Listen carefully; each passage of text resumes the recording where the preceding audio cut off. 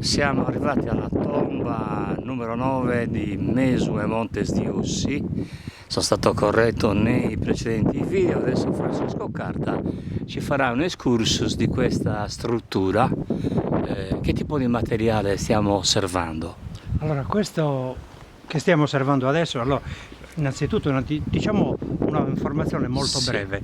Siamo a Mesue Montes, in Agro di Ussi, vicino al confine con Florinas. Qui siamo in questa area archeologica che comprende 14 tombe.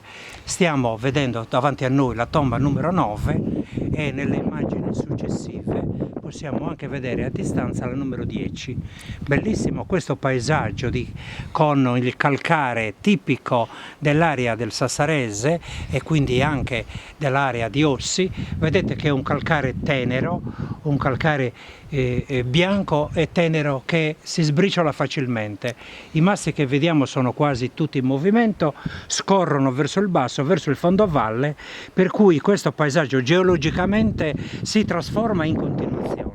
La stessa tomba numero 9, alla tomba numero 9 manca tutta la parete frontale, per cui l'ingresso che doveva essere approssimativamente di 50 per 50 è diventato, avendo fatto crollare tutta la parete frontale, abbraccia due ambienti. All'interno il divisorio è attualmente, come potete vedere, è anche quello demolito. Se ci vogliamo avvicinare verso l'interno, diamo qualche informazione sull'interno.